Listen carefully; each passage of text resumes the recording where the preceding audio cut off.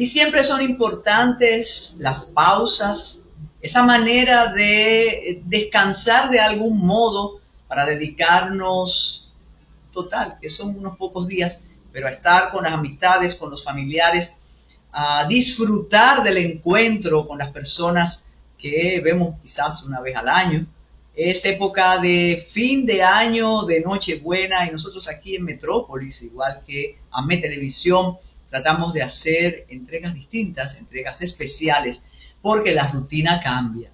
Y aunque nosotros tenemos nuestros canales de YouTube, y ahí ustedes pueden encontrar los programas, no importa que sea Nochebuena, que sea Año Nuevo, Reyes o Navidad, pero reitero, la cotidianidad cambia. Y entre la visita de amigos que no estaban viviendo aquí, que llegaron, las fiestas en las empresas, las pausas también en el trabajo para brindar, entonces esta cita obligada que ustedes han tenido desde 1998 con Metrópolis cambia. Por eso hemos querido hacer una especie de entrega especial hasta que nos reencontremos después de los Reyes, esa fiesta tradicional en la República Dominicana, que antes era en una región de la República Dominicana, porque en el norte, en el Cibao, el Niño Jesús era que se celebraba de la noche del 24 para que el 25 los niños, la infancia tuviera sus regalos, quien podría o quien pudiera tenerlos, ¿no? Pero los Reyes realmente se han extendido la celebración de los Reyes y en el sur y en el Gran Santo Domingo, en la capital, con su desfile tradicional que debe tener, bueno, ¿cuántos años?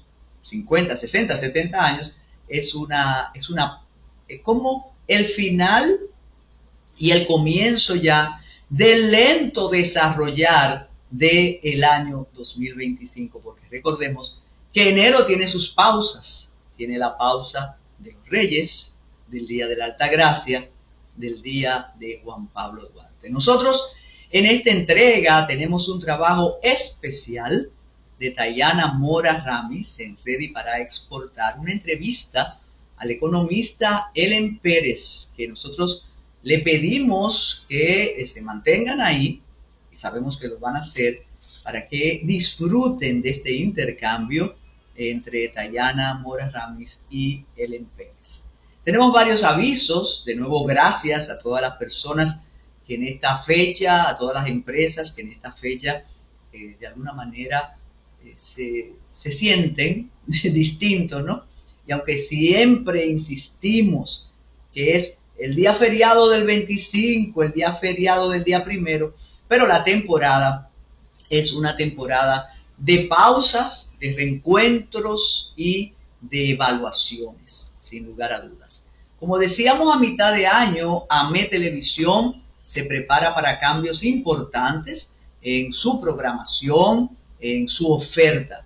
Ahora estamos en el canal 18 y eso es muy positivo para todos nosotros. Gracias, como siempre, al grupo de comunicaciones López Olivier por permitirnos estar aquí durante tanto tiempo. Gracias a tantos colaboradores y a tantas personas que todavía nos dicen los estamos viendo, las estamos viendo desde hace tanto tiempo.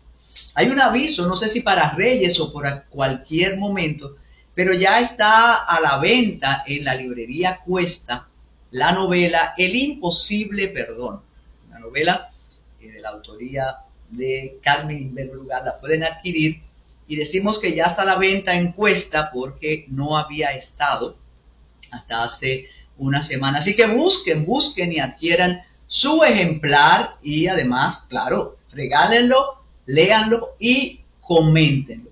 Un abrazo para el escritor dominicano Marino Berigüete, que ha recomendado que regalar un libro es una opción realmente satisfactoria y encomiable. Y dice, quien me regala un libro es realmente un amigo que no voy a olvidar. Nosotros aquí en Metrópolis no acostumbramos a hacer el recuento tradicional, conversando con Smerlin Rosario, con Carlos Polanco, decíamos, bueno, tantos recuentos se hacen e incluso aquí mismo en AME Televisión, que nosotros lo que vamos a hacer es una especie de de comentario sobre lo que ha pasado en este año, lo bueno, lo no tan bueno, lo igual, con los mejores deseos que el 2025 traiga consigo, si hacemos el esfuerzo, mejores noticias. Si nos vamos al plano internacional, sin lugar a dudas, las guerras, los conflictos, pero hay algo que ha sido impactante en la historia de los Estados Unidos, pero que también incide en la historia de toda la región, y ha sido primero el desgaste del gobierno demócrata presidido por Joe Biden, todo lo que ha hecho y está haciendo finalizando su gestión, y el triunfo indiscutible del expresidente y ahora presidente electo Donald Trump. Donald Trump, contra todo pronóstico, contra toda campaña continua, violenta de descrédito y de desprestigio a su figura muy controversial, se impuso en las elecciones del 5 de noviembre. Pero no que ganó. En términos dominicanos, realmente Donald Trump arrasó. Fue un triunfo contundente, tanto en el voto popular como en el voto por los estados, que era el voto que podría, se dudaba si iba a ser tan contundente como fue, pero el voto popular se lo daban a los demócratas. Sin embargo, ganó, reitero, de forma contundente.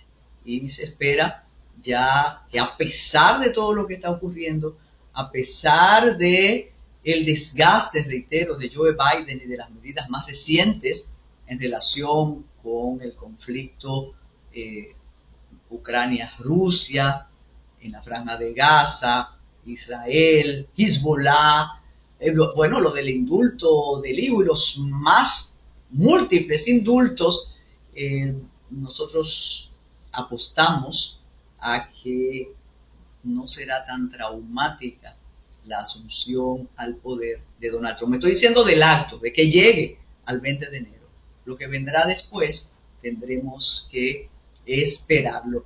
En Argentina, y es también un caso importante, cumplió un año Javier Milei, y con ese año, que muchos apostábamos desde las gradas que no llegaría quizás a ese año, el hombre se ha fortalecido del mismo modo que la presidenta de México, que logró un triunfo apabullante en las elecciones de México. Fue un año de elecciones en la región y nosotros no nos escapamos de eso. Y ahí llegamos a la política dominicana. Y Luis Abinader no solo que ganó las municipales, ganó las congresuales y se mantuvo en la presidencia. ¿Por qué digo las municipales?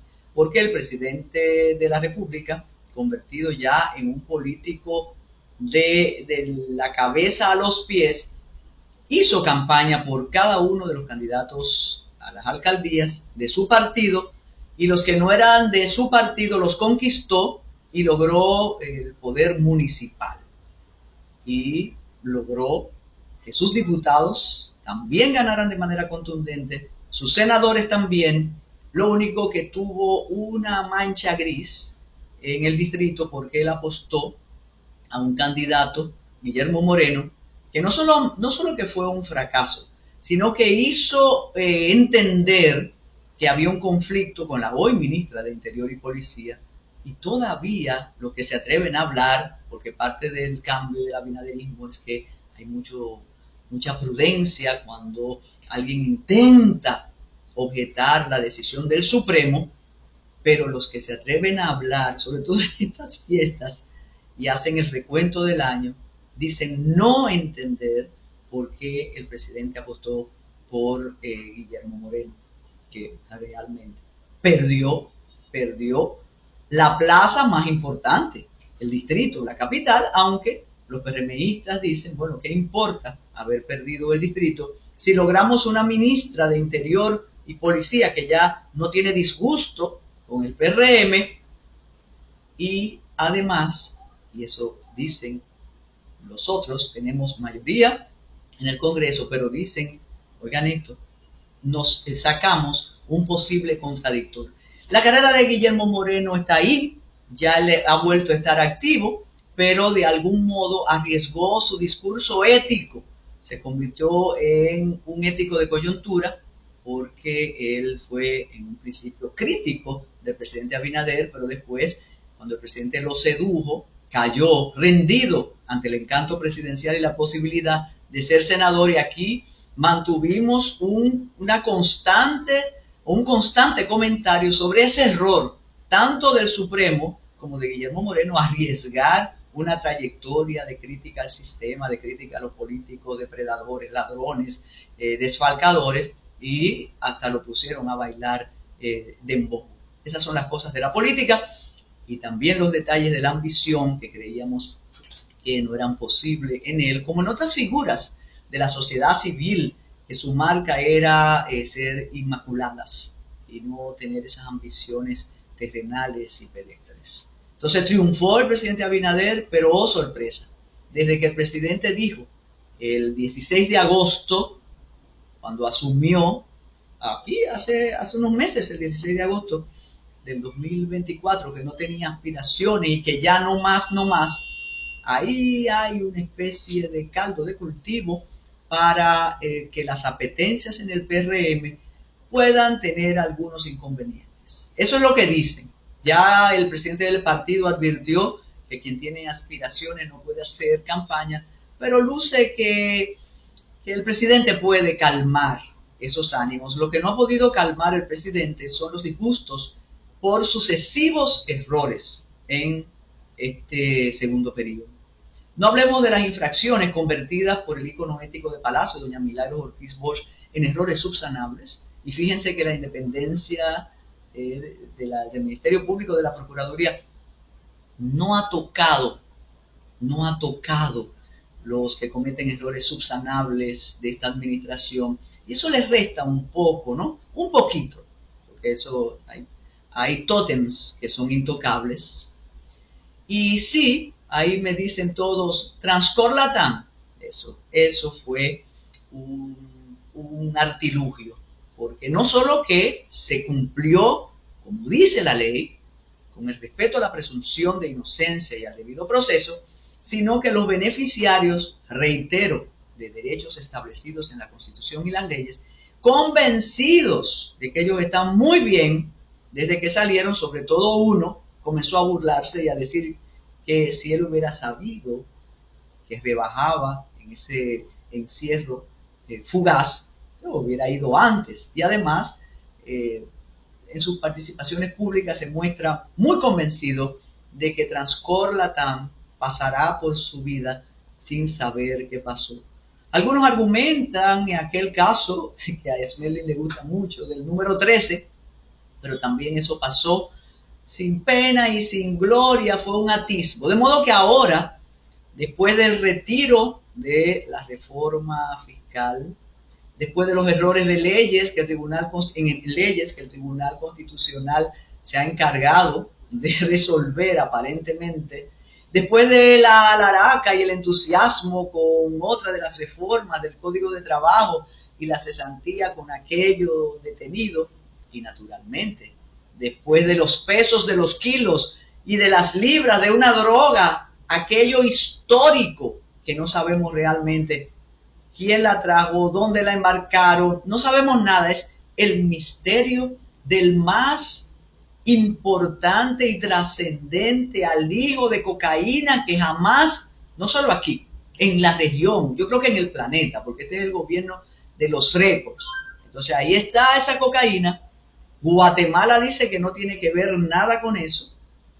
Honduras dice que por allá pasó el furgón, pero estaba vacío, y el misterio se ha mantenido, aunque sabemos que esta administración tiene unos magos de la comunicación, y aunque debemos, ¿verdad? Dice Tayana, pero por favor, aunque debemos no mortificar tanto al régimen, pero la verdad que ha sido un trago no dulce para esta administración, que por demás ha provocado que el presidente decidiera no hacerla semanal durante 3 semanas consecutivas, que quizá la recomendación de sus asesores mexicanos, españoles y colombianos sea que él debe recesar un poco la semanal, porque cuando se habla mucho, entonces se nota que no se habla.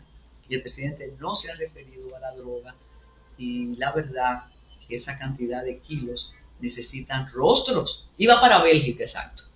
De modo que vamos a hacer una pausa. Les recordamos que tenemos una entrevista especial de Dayana Mora Ramis a Helen Pérez. No se muevan, no se pierdan, además descansen, estén con nosotros en esta temporada especial. Hacemos la pausa, Smerly.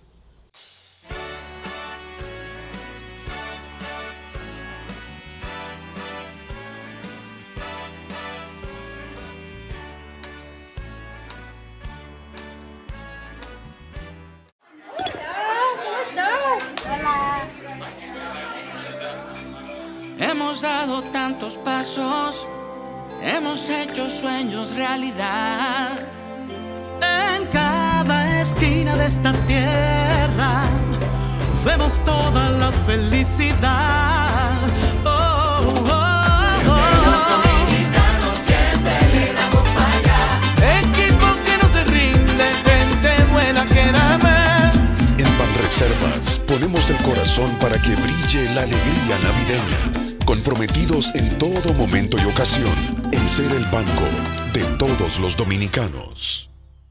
Desde el corazón de nuestras aduanas, el comercio fluye gracias a la entrega de miles de dominicanos que trabajan arduamente para abrir las puertas a una nueva era de oportunidades. Oportunidades de crecimiento que se viven en cada rincón del país. Lo que empezó como una nueva ley de aduanas fue tan solo el primer paso en una serie de iniciativas que hoy nos convierten en el enlace estratégico entre nuestra región y el resto del mundo. De la mano de una gran visión y liderazgo, nos convertimos en el nuevo hub logístico de la región, activando la economía, creando oportunidades y entregándolas a aquellos que, como nosotros, trabajan todos los días por el futuro de nuestro país. Porque son esas pequeñas victorias, esos grandes logros y esos momentos inolvidables los que nos motivan a seguir trabajando, evolucionando y transformando nuestras aduanas para construir esa República Dominicana con la que todos soñamos.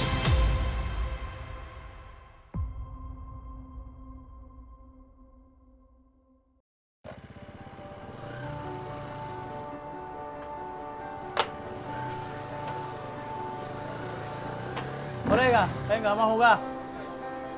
Mira, Johnny, lo voy a poder ahora que Marisa me está esperando en la casa. Es un hombre de verdad.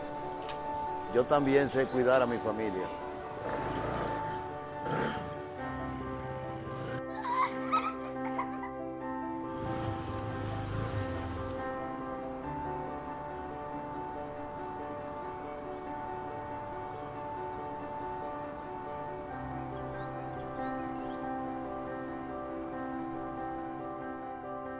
La equidad comienza en casa, donde cada rol tiene su valor. Si tú puedes cuidar, yo también puedo trabajar.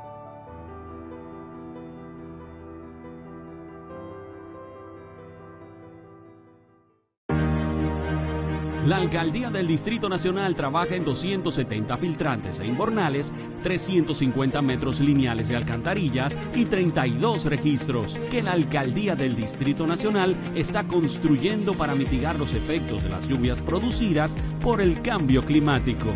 Seguimos transformando Santo Domingo. Alcaldía del Distrito Nacional.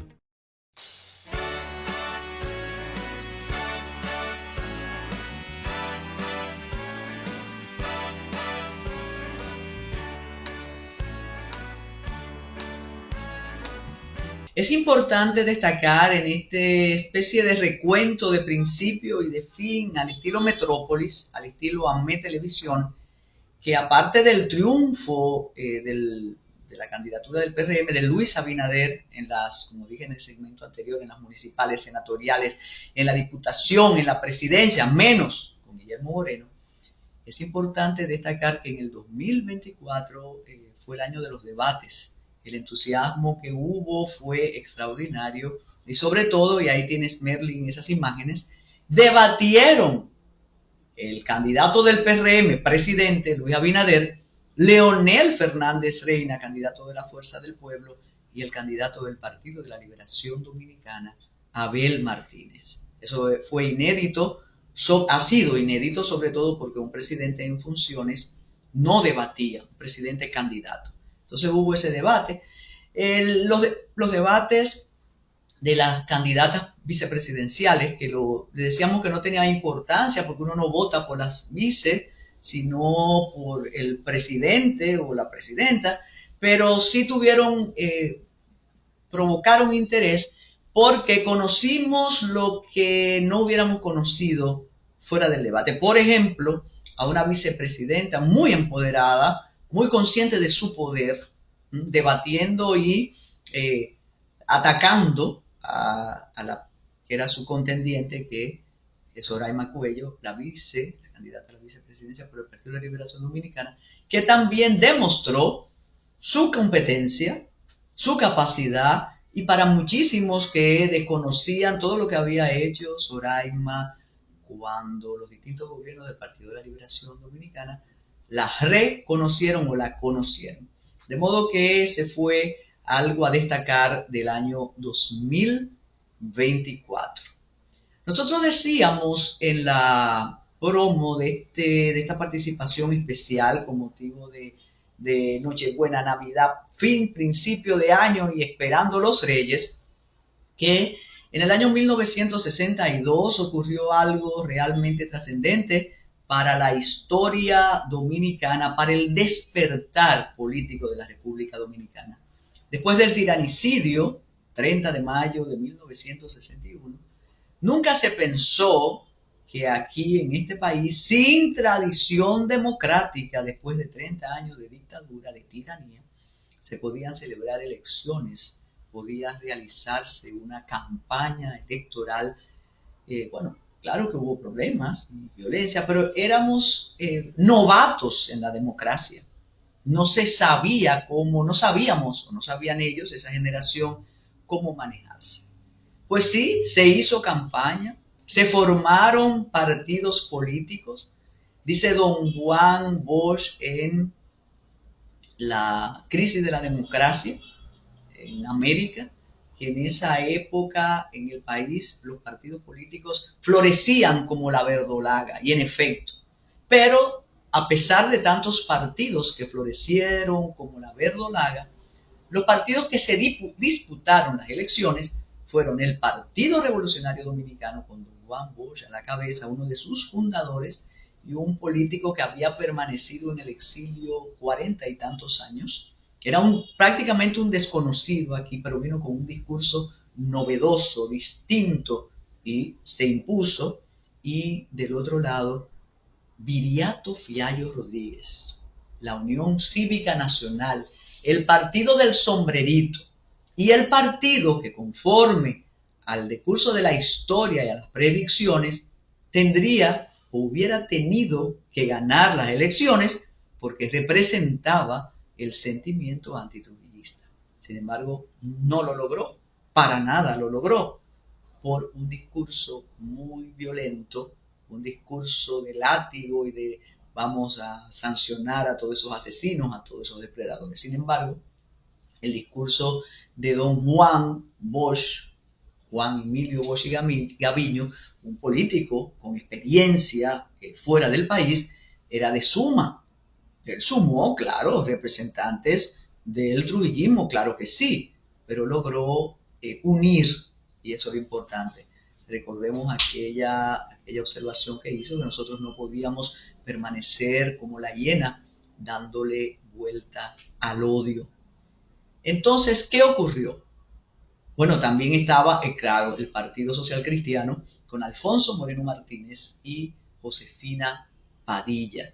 Con Alfonso y Josefina, la revolución camina. Pero se impuso don Juan con una cantidad de votos todavía no superada por ningún candidato. Claro, era otra población y era el despertar dominicano, como titula Miguel Guerrero una de sus obras. Pero don Juan fue muy atacado por los grupos empresariales, por la iglesia, por el periodismo, por Estados Unidos, porque se decía, recuerden, que la Revolución Cubana había triunfado en el 1959, estaba todo muy fresco y Estados Unidos tenía el temor de otro régimen comunista, socialista aquí en esta parte del Caribe. Entonces lo atacaron de manera desmedida por todos lados, se inventaron infundios, calumnias, pero lo más contundente fue decir que él era marxista-leninista. Imagínense ustedes en ese momento lo que eso significaba. Y faltando días para la celebración de las elecciones, un influyente jesuita, el sacerdote Láutico García, dijo que él era marxista-leninista, Juan Bosch, el candidato. Y don Juan, muy valiente, muy osado, dijo, bueno, vamos a debatir.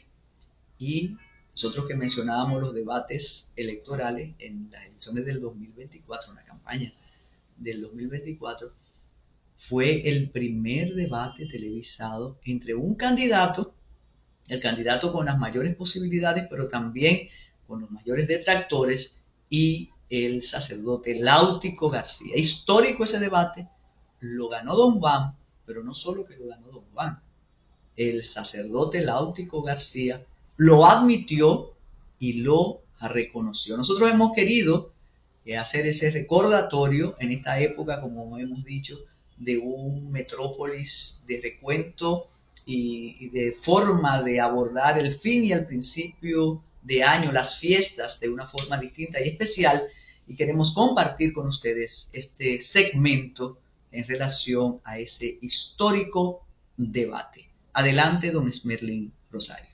6 días antes de las elecciones programadas para el 20 de diciembre de 1962, el PRD anunció el retiro de todas sus candidaturas en las elecciones generales, condicionando su participación a que la Iglesia Católica retirara la acusación de comunista que varios curas le habían hecho a su candidato presidencial. A mediados de diciembre, el padre Láutico García, de la Compañía de Jesús, publicó en el periódico gubernamental La Nación un artículo titulado «Juan Bosch, marxista-leninista», en el cual subrayaba la supuesta inclinación del candidato opositor por esa ideología. Ante esa publicación, Juan Bosch retó al sacerdote jesuita a un debate radial y televisado para que éste y la Iglesia Católica retiraran públicamente la acusación en su contra. El debate, a través de una cadena nacional de radio y televisión, se produjo el 17 de diciembre de 1962, 3 días antes de las elecciones. Artículos publicados en el semanario Renovación, las que imponen la afirmación de su marxismo-leninismo. Entonces yo quiero preguntarle a usted ordenadamente, tal de su marxismo-leninismo.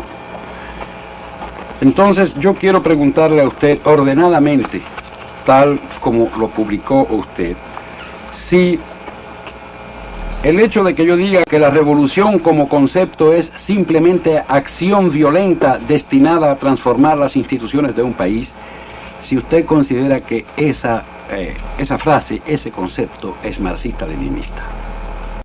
Señor Bosch, la finalidad de esto era a que usted nos aclarara si realmente usted lo toma en el concepto de la escuela socialista o marxista-leninista o comunista o bajo el concepto de que otra revolución toma usted eso, o lo hace usted propio suyo. No, padre.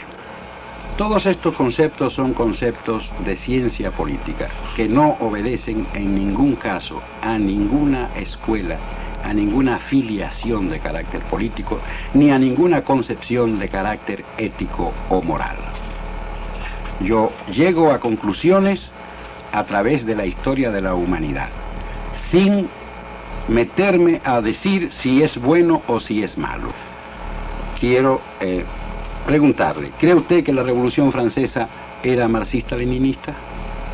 ¿Que la Revolución de Independencia Latinoamericana era marxista-leninista? No existía el marxismo-leninismo cuando la Revolución Francesa. ¿No fueron ambos movimientos violentos destinados a transformar las instituciones de un país? Concedido.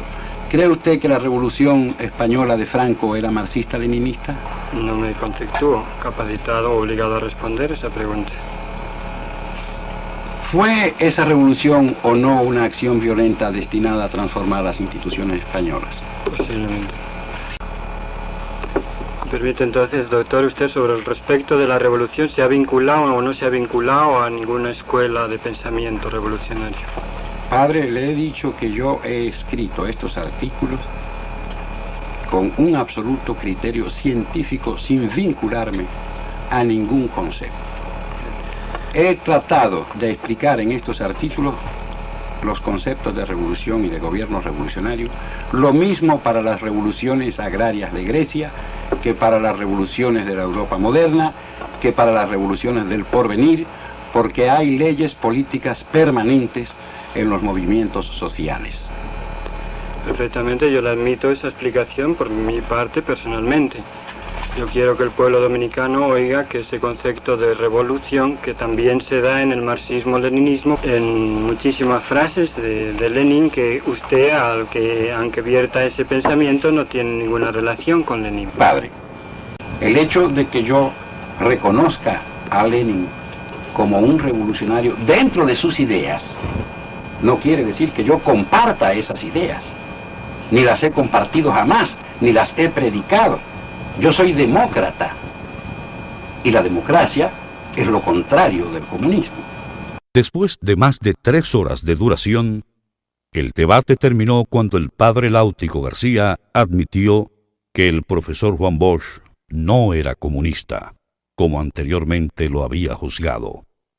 Miles de personas se lanzaron a las calles a celebrar la superioridad intelectual que Bosch había demostrado en la discusión, gritando consignas a favor de su candidatura presidencial.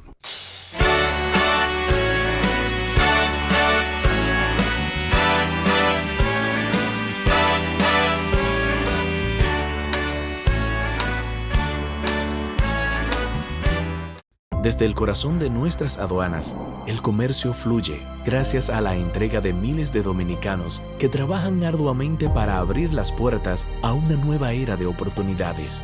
Oportunidades de crecimiento que se viven en cada rincón del país. Lo que empezó como una nueva ley de aduanas fue tan solo el primer paso en una serie de iniciativas que hoy nos convierten en el enlace estratégico entre nuestra región y el resto del mundo.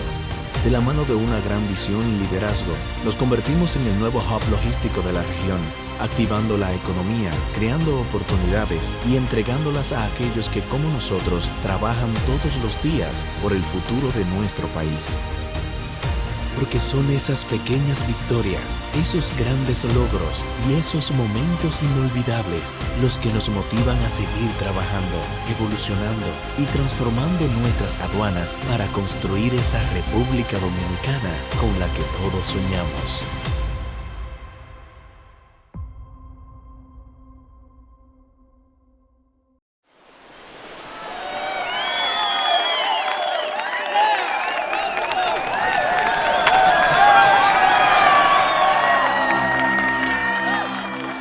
Hemos dado tantos pasos, hemos hecho sueños realidad. En cada esquina de esta tierra vemos toda la felicidad. Oh, oh, oh. Siempre le damos para allá. Equipo que no se rinde, gente buena que da más. En Banreservas ponemos el corazón en el crecimiento de nuestro deporte, comprometidos en todo momento y ocasión en ser el banco de todos los dominicanos.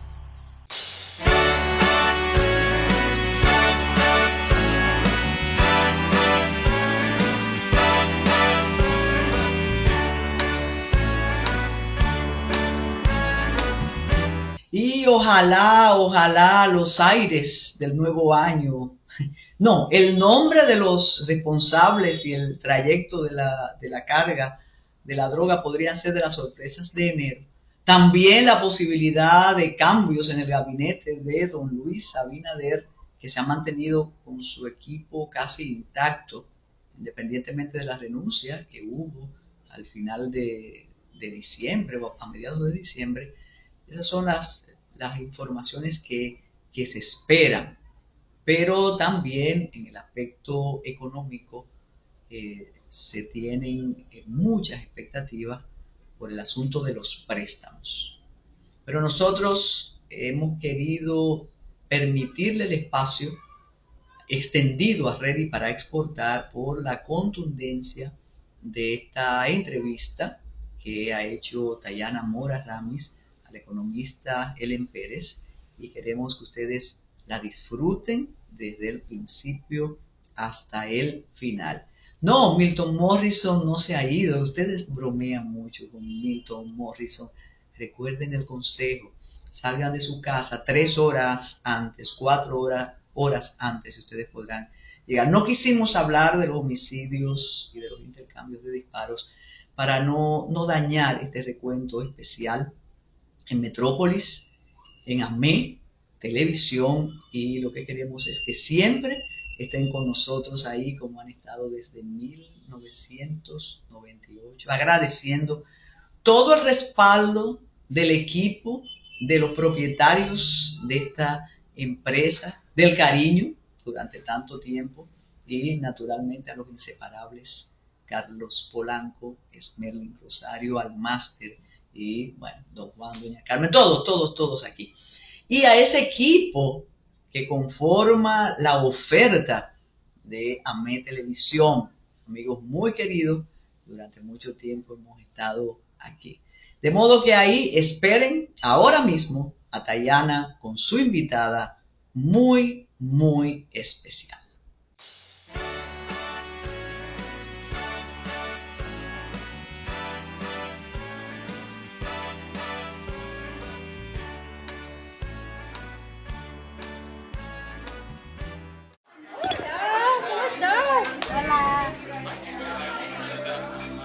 Hemos dado tantos pasos, hemos hecho sueños realidad. En cada esquina de esta tierra vemos toda la felicidad. Oh, oh, oh. Dominicanos siempre le damos para allá. Equipo que no se rinde, gente buena que da más. En Banreservas ponemos el corazón para que brille la alegría navideña. Comprometidos en todo momento y ocasión en ser el banco de todos los dominicanos. Desde el corazón de nuestras aduanas, el comercio fluye gracias a la entrega de miles de dominicanos que trabajan arduamente para abrir las puertas a una nueva era de oportunidades. Oportunidades de crecimiento que se viven en cada rincón del país. Lo que empezó como una nueva ley de aduanas fue tan solo el primer paso en una serie de iniciativas que hoy nos convierten en el enlace estratégico entre nuestra región y el resto del mundo. De la mano de una gran visión y liderazgo, nos convertimos en el nuevo hub logístico de la región, activando la economía, creando oportunidades y entregándolas a aquellos que, como nosotros, trabajan todos los días por el futuro de nuestro país.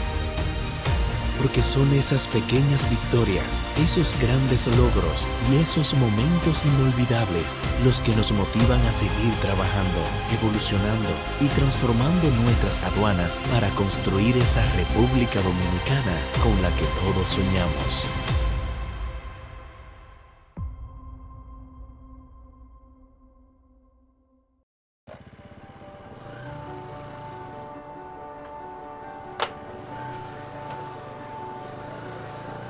Colega, venga, vamos a jugar.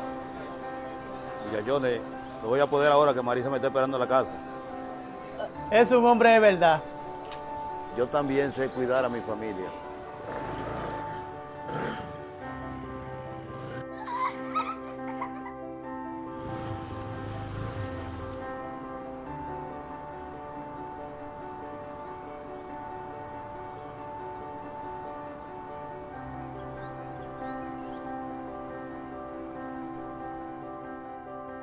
La equidad comienza en casa, donde cada rol tiene su valor. Si tú puedes cuidar, yo también puedo trabajar.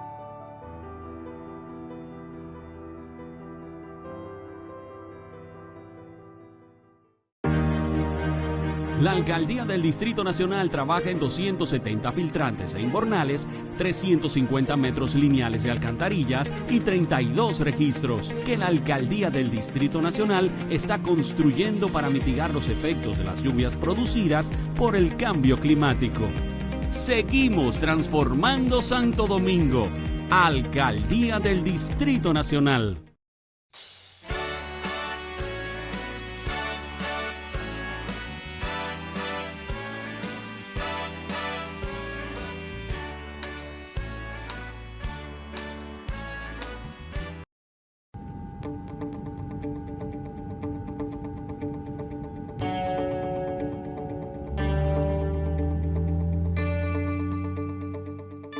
Muy buenas amigos de Ready para Exportar. Cuando ya estamos en diciembre, todo el mundo comienza a pasar balance en el 2024 y qué va a pasar en el 2021.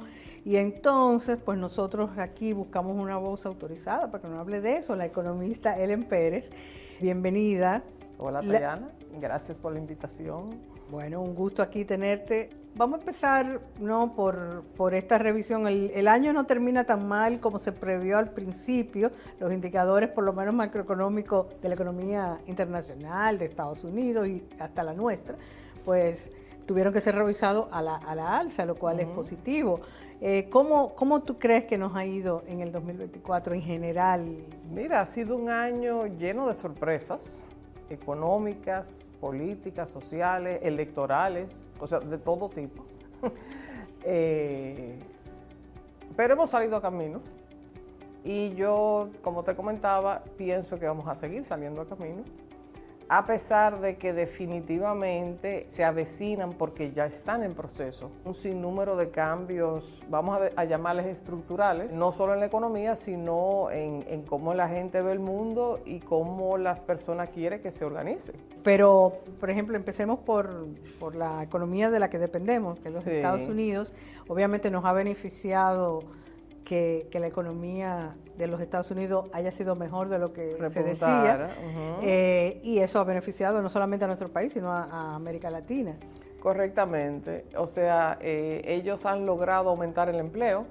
Parte de eso, yo mencionaba en una discusión el otro día, acuérdate que en el 2022 se pasó el CHIPS Act, el Jobs Act, Jobs, que se llama Technology, donde ellos comienzan el proceso de nearshoring, que era atraer de nuevo las fábricas de chips hacia territorio o estadounidense o muy cerca. Eso generó enormes inversiones y generó un aumento de empleo en esos sectores, que son además sectores de puntera, de mano de obra especializada, con muy buenos salarios, etcétera, etcétera. Y eso, claro, a su vez tiene un efecto derrame, que incluso llegó acá, porque acá también se habló de insertarnos en el negocio de los chips en zonas francas. Primero el embalaje, estamos mirando ya más allá.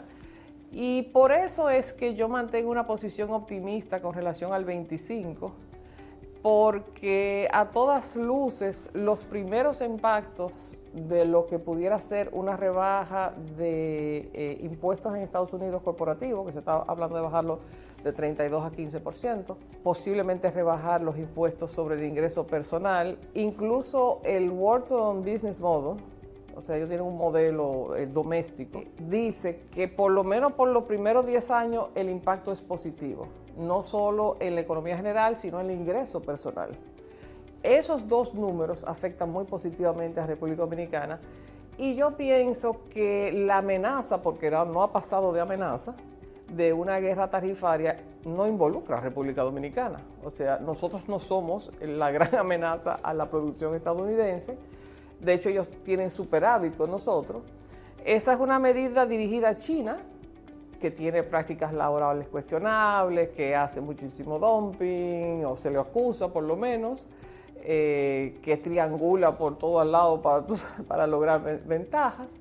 Y hasta ahora lo que se ha visto es que es una ficha de negociación política con Canadá y México con respecto a los temas de migración y narcotráfico, que incluso ya comenzó a funcionar, porque de repente están encontrando enormes contenedores y hay muchísimo, tú sabes, muchísimo destape. porque era un tema de voluntad política, más que otra cosa. Yo pienso que a Estados Unidos no le conviene una guerra tarifaria con Canadá y México, pero a Canadá y a México le conviene menos. O sea que lo lógico es suponer que de alguna manera ellos se van a poner de acuerdo y que eso no va a pasar de ahí.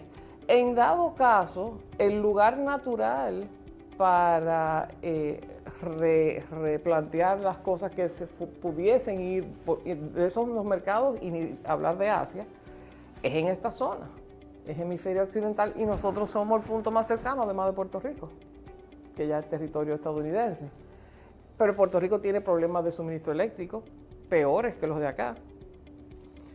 Puerto Rico ha tenido una emigración seria de mano de obra calificada por un tema de que después del huracán María nunca se volvió como a restablecer.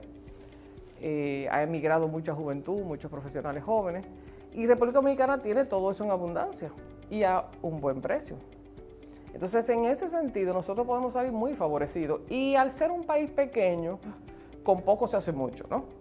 Pero ¿tú no crees que un irrespeto, una violación al acuerdo de Norteamérica, al NAFTA, ya siente un precedente que puede ser peligroso no solamente para el CAFTA, sino para en general, para la misma OMC, para los acuerdos? Sí, claro. O sea, y todos nosotros como profesionales y tecnócratas creemos mucho en la institucionalidad y el valor de la organización, con la salvedad de que las leyes y los acuerdos tienen que tener un fin positivo, productivo, o sea, y por eso se hacen acuerdos. Todo el mundo tiene que estar contento y tiene que beneficiar a todo el mundo en algún grado, porque normalmente todo el mundo acepta un sacrificio a cambio de algo, ¿no? Sentaría un mal precedente si llegara a pasar. Todavía no ha pasado. Que se le amenace es un tema. Yo creo que eso tal vez es un mal precedente de cierto grado de arbitrariedad, si se quiere, pero al final nada está escrito en piedra, como hemos visto en la historia humana, y lo importante es que andemos todos en el mismo carril hacia adelante, que es lo que queremos. Y para eso tú no puedes tener enormes flujos de migración ilegal, no por migración, por ilegal, porque la migración legal es otra cosa. La ilegal incluye, además de un problema de cantidad, un problema de quién fue que pasó y con cuáles fines. Entonces eso, y el narcotráfico lamentablemente queda de sobra denostado, que es el dinero más caro del mundo. O sea, deja una riqueza que cuesta tanto en términos sociales que tú sales perdiendo. Las remesas han sido clave para la República Dominicana, nos mantuvieron de pie durante la pandemia. Un pueblo muy solidario. Nuestros compatriotas, sobre todo de Estados Unidos, porque hay en Europa, pero realmente los de Estados Unidos más del 80%. El 80 y pico, sí. Y este año van al récord. El Banco Central decía que podíamos terminar en 10.500 millones. Las políticas migratorias que van más allá del ilegal, porque la del ilegal se espera que se implemente, pero la que va más allá de ahí, ¿no podría afectar eso la posibilidad de nuestros compatriotas de seguir aportando a la economía? Mira, ese supuesto que tú haces asume que las remesas crecen por los nuevos llegados. Yo no estoy segura que es así. Normalmente una persona que emigra dura un tiempo para insertarse, diría uno que 6 meses, algo como razonable. No necesariamente todos van a trabajar, porque muchos van por relaciones familiares. Hay gente ilegal que tiene muchos años también. Bueno, eso es otro factor, y ellos remesan. O sea, ahí habría que desmenuzar. Mira, es un ejercicio interesante. Cómo funcionan los flujos de migración con los de remesas, porque tú pudieras tener un efecto salario. O sea, pudiera ser que la misma persona que remesan todos los años remesan un poquito más. O sea, habría que ver cuántas, o sea, nadie sabe realmente. Ese dato debe ser obtenible, pero no es tan fácil en los datos agregados. O sea, cuántas operaciones de remesa hacen los individuos, o sea, cuántos individuos remesan, ¿no? Eso es una investigación interesante. Pero ahí yo admito que yo me equivoqué una vez. Cuando la pandemia subieron las remesas, porque acuérdate que hubo un efecto ingreso con los subsidios y los apoyos que se dieron. Yo pensé que iban a volver a bajar. Me equivoqué. lo admito, siguieron subiendo. Bueno, yo pienso una de las, o sea, las dos, ambas cosas, pero sí, habría que ver, como tú dices, por qué suben, por qué hemos llegado, alcanzado, porque obviamente hay estudios del BID y de muchísimos otros organismos que tratan de ver cómo podemos usarlas mejor, cómo podemos canalizar esa inversión. Esa inversión que a veces son inversiones, porque compran apartamentos, renuevan casas, invierten en negocios. O sea, nuestra gente sí hace eso, pero podría hacerlo más, podría hacerlo mejor. Y eso siempre ha sido un reto de cómo los ayudamos a que no lo engañen, a que realmente también ellos guarden algo para su vejez y tal vez tengan esa capacidad de volver, que todos sueñan con volver. Hace unos años yo vi una encuesta que decía que la población de migrantes que más sueña con volver a su patria, aunque nunca lo haga, es la dominicana. Era la dominicana.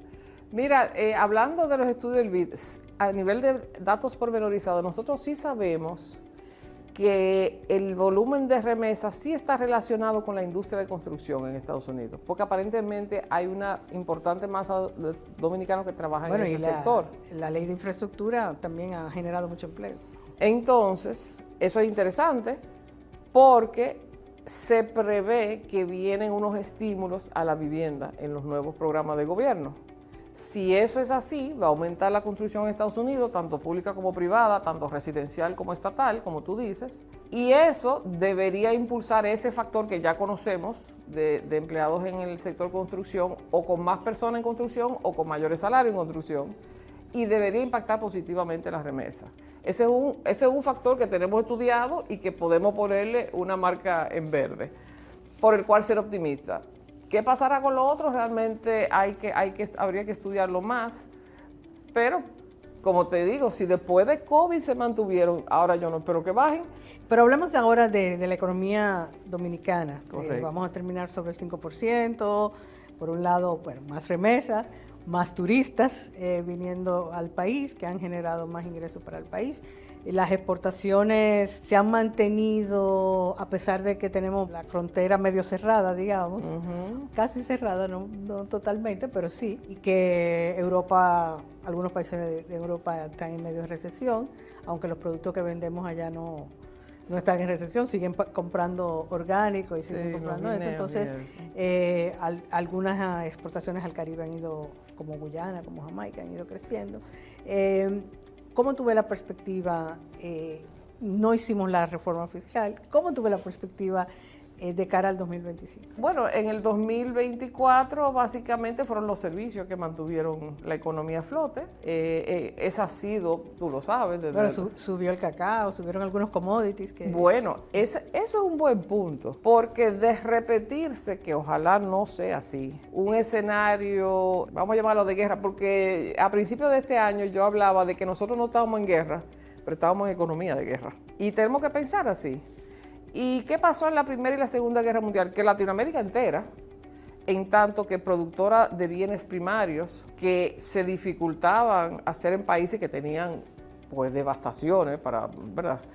Se hicieron, ahí tuvo la danza de los millones del azúcar en su momento. Argentina se volvió una potencia con la Primera Guerra Mundial exportando trigo, res. Nosotros tenemos una gran oportunidad y en ese sentido hay una tendencia a despreciar la agricultura. Nosotros tenemos que enfocarnos en la agricultura por varias razones. Primero, nosotros hay que apuntar a la autosuficiencia alimentaria propia por todos los problemas de supply chain que tuvimos con COVID, que todo el mundo se enteró que cuando las cosas no funcionan perfectamente, usted nada más tiene lo que tiene en el patio, ¿no? Sí. Segundo, nosotros mantenemos otro país. Nosotros somos los grandes suplidores de Haití, quien es un importantísimo socio comercial de nosotros, y es un comercio que ojalá pudiera formalizarse más, que tiene más potencial. O sea, ojalá ese país también logre estabilizarse y prosperar, porque la prosperidad de Haití también nos va a afectar positivamente a nosotros, para bien. Y tercero, porque existen ese tipo de oportunidades, de que si hay problemas en el resto del mundo, o de transporte, o de producción de bienes primarios, nosotros podemos salir muy favorecidos, pero la agricultura tiene la condición de que usted tiene que sembrarlo un año antes. O sea, tú no puedes cuando el precio está alto sembrarla, porque ya cuando... Más cacao, café que 3 años, claro, 5 años. o sea, esas tendencias de precio hay que saberlas manejar y de cantidades o preservar, hacer bancos de dinero como hizo Chile con su cobre, ¿no? Para generar, tú sabes, equilibrio en los ingresos y en la sostenibilidad. Pero yo creo que agricultura es un sector sumamente importante que nosotros no podemos descuidar en este momento. Y este es un país con tierras muy ricas, tú sabes que Moca tiene el humus más rico del mundo, y básicamente lo están empapelando de cemento para hacer apartamentos. Después de que usted hace eso, no hay cómo recuperarlo. Entonces, el apartamento es muy rentable, pero el costo de oportunidad de esa tierra es único. Es un error estratégico importante. Claro, yo escuché el año pasado a un agricultor de Nagua calcular, si usted vende la tierra para hacer eso, para hacer un residencial o un hotel, versus poner esa tierra a producir con coco, la rentabilidad a mediano y largo plazo, que usted puede vivir de eso. Del coco. Del coco. Versus eso que ya le pagaron una sola bella, vez. No tiene nada. Mira qué interesante. Bueno, y el tema de los cambios estructurales, el Banco Mundial dice, bueno, si no mejoramos la productividad, el crecimiento no es sostenible. Nosotros decimos que los pactos, los fiscales, lo educativo, lo energético, son esenciales, por eso están en la Estrategia Nacional de Desarrollo, porque son esenciales para la economía, pero no lo estamos haciendo. ¿Eso amenaza el 2025 o son efectos que veremos más allá después del 2025? Bueno, amenaza del 2020, amenaza de que se hizo la Estrategia Nacional de Desarrollo, que no es una estrategia. Es un listado de objetivos, que no es lo mismo. Un listado de objetivos es, yo quiero ser flaca, pero no tengo dieta. Yo quiero ganar una carrera, pero yo no tengo horario de entrenamiento. Nosotros hicimos un listado de objetivos, que es el primer paso. Es muy completo, tiene indicadores, es muy importante eso, o sea, porque te viabiliza cómo lo vas a medir. Pero lo que tú apuntas de la falta de implementación tiene que ver con que no hay una estrategia, porque una estrategia, el primer paso, segundo paso, tercer paso, ¿cómo llego? ¿Entiendes? Tú tienes a dónde quiero llegar, no tienes cómo vas a llegar en ningún sitio. Se supone que serán los pactos, que los pactos iban a decir cómo. Bueno, eso no ha funcionado como tal. Nos hemos quedado en pensamiento positivo y realmente esas cosas afectan la productividad. Una de las razones por la cual se entiende que Estados Unidos en el 2024 Estados Unidos logró crecer y bajar la inflación. Eso solo es posible si el lado de la oferta está creciendo. Entonces se habló de mayor oferta de mano de obra y mayor productividad de la mano de obra. Porque si tú no aumentas la oferta y sube el PIB, tú no puedes bajar la inflación, por definición, por presiones de demanda.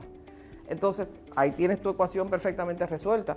Y eso se aplica a todo el mundo. Ellos van a seguir trabajando con eso y en la medida que atraigan fábricas de chips, una base industrial que perdieron y generen esos empleos de nuevo, va a aumentar la productividad. O sea que yo pienso que por lo menos ellos se han planteado cómo aumentamos PIB, cómo aumentamos productividad, cómo aumentamos empleo, porque tienen un problema de desempleo que ha afectado a la población doméstica y que, claro, la inmigración te baja los salarios, que es todo un tema de discusión en todos los países, porque Europa tiene el mismo problema, nosotros tenemos el mismo problema, o sea, todo el mundo a su nivel, tú sabes, a su escala, pero todos tenemos el mismo problema, es un fenómeno mundial. Pero ellos están trabajando en eso, nosotros tenemos que trabajar en eso también. Haciendo lo mismo, tratando de atraer para acá inversiones. Y el tener ahorro ocioso es grave porque ese ahorro no está cumpliendo su función, que es ser invertido. Ahora, para ser invertido, tú necesitas proyectos viables. Y ahí hace falta como un plan, ¿cómo lo vas a hacer? O sea, mi observación sobre la Estrategia Nacional de Desarrollo, que es un listado de objetivos, es que una Estrategia Nacional de Desarrollo es un business plan para un país. Como usted hace un business plan para un negocio, tiene que tener algún tipo de estrategia, o me meto no sé, en otro tipo de tecnología que la gente esté buscando para los mismos fines. Entonces nosotros en ese sentido un poco apostamos a la buena suerte, de la cual hemos tenido siempre mucha, y a un entorno que nos favorece, pero nosotros podemos hacer mejor, ¿no? Yo creo que nosotros podemos ir más allá y ser más proactivos. Como tú dices, podemos hacer varios programas, pero ya el tiempo se nos va. Yo simplemente te voy a hacer la última pregunta. Si yo fuera una empresa, una MIPYME, bueno, como soy también, como tengo, para el 2025, ¿apuesto a crecer, invierto o soy comedida y espero cómo van evolucionando las cosas? Mira, el que corre adelante llega primero. O sea, ahora mismo, ¿por qué tú serías comedido? O sea que guardar el dinero no es una gran opción. Yo apostaría por continuar invirtiendo, claro que sí. Eso hay que hacerlo con algo de estrategia en la cabeza, ¿no? O sea, no es que tú vas a invertir en cualquier cosa. Y hay negocios que suben y negocios que bajan por razones cíclicas, por transformaciones estructurales, como decíamos. A cada negocio le corresponde evaluar su posición competitiva, porque al final la competitividad es la palabra clave en todas las cosas. O sea, si usted no es competitivo, no podemos, ni como empresa ni como país, tener resultados favorables. Pero si usted es competitivo, no hay problema, ¿eh? Incluso el mundo puede tener problemas y usted es competitivo. Claro, esa sería una de las áreas donde invertir, en cómo eficientizo más y cómo soy más competitivo, porque si soy competitivo puedo enfrentar esa incertidumbre. Así es. Bueno, perfecto. Ellen, muchísimas gracias por estar con nosotros hoy en uno de los últimos programas del 2024. Así que desde allá te comprometo para el 2025. Deseándole a todos un feliz año y un próspero 2025. Claro que sí. Y a ustedes, muchísimas gracias por su sintonía. Los esperamos la próxima semana en Ready para Exportar y en Metrópolis.